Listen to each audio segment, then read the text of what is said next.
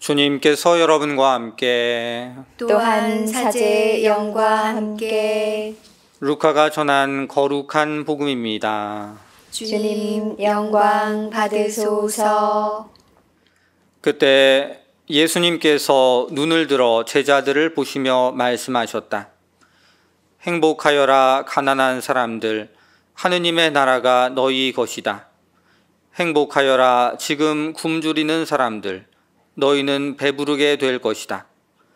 행복하여라 지금 우는 사람들, 너희는 웃게 될 것이다.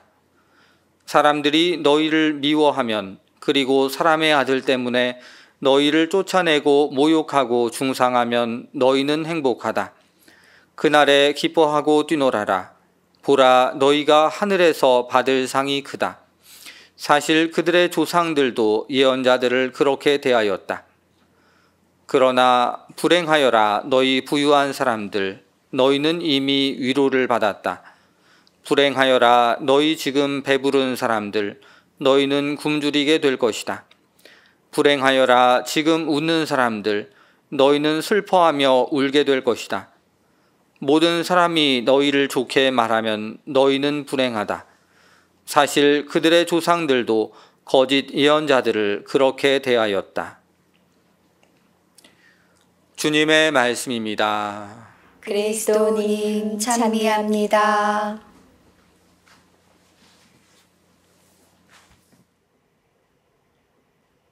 참 예수님. 참 예수님. 네, 오늘 우리가 들은 복음은 그 유명한 예수님의 행복 선언입니다.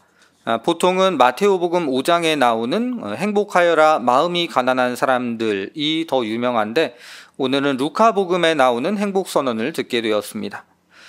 먼저 마테오복음과 루카복음의 차이를 조금 알아보고 오늘 예수님께서 전하고자 하시는 메시지가 무엇인지를 생각해 보면 좋겠습니다.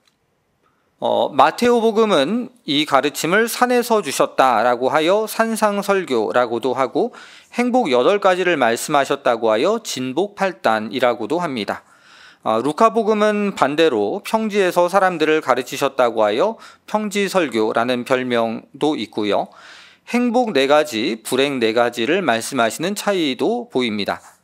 또 마테오복음은 마음이 가난한 사람들이라고 하는데, 루카는 가난한 사람들만 이야기하는 것이 또 다른 차이입니다.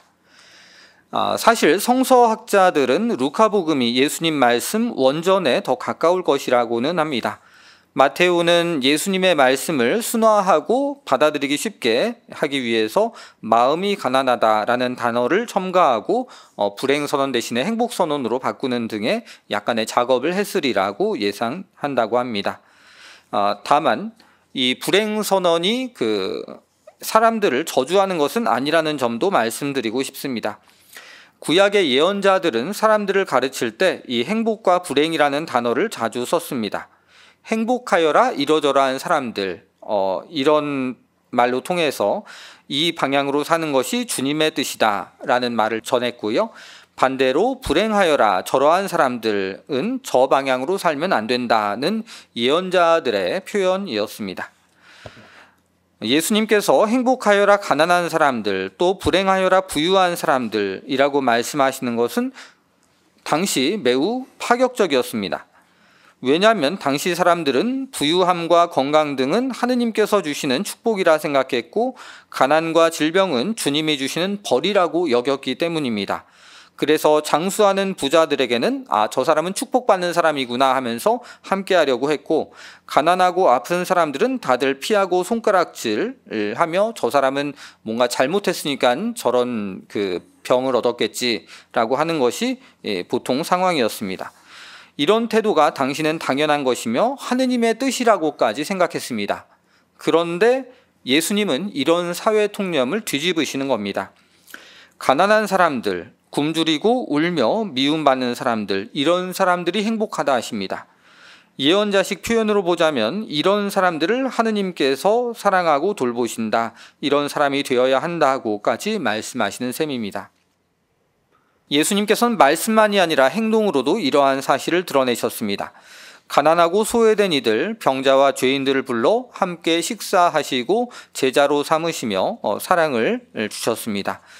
그리고 이러한 이들로 공동체를 세우시고 이러한 사랑이 하느님 아버지의 뜻임을 말씀하셨습니다. 하느님은 아버지의 마음으로 세상 사람들을 돌보십니다. 10손가락 중 안 아픈 손가락이 없다 하지만 그 중에서도 가장 아픈 손가락에 신경이 쓰이는 것이 부모 마음이라고 하지요.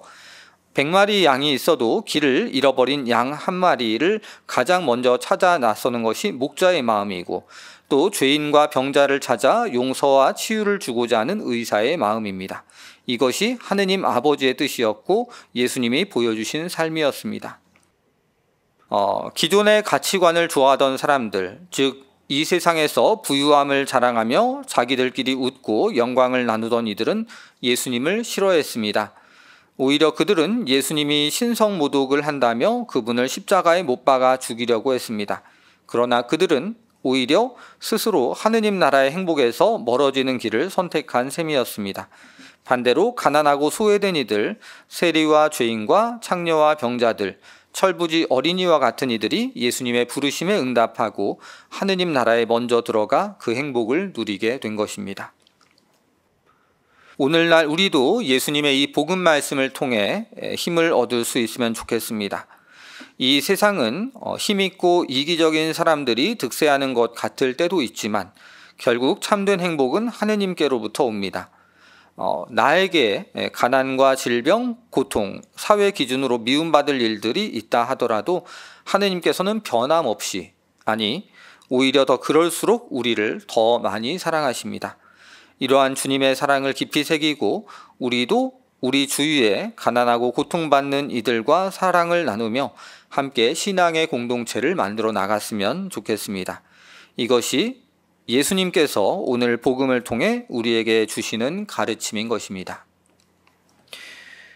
오늘 행복선언 복음을 통해 우리에게 주시는 주님의 말씀 살펴보았습니다.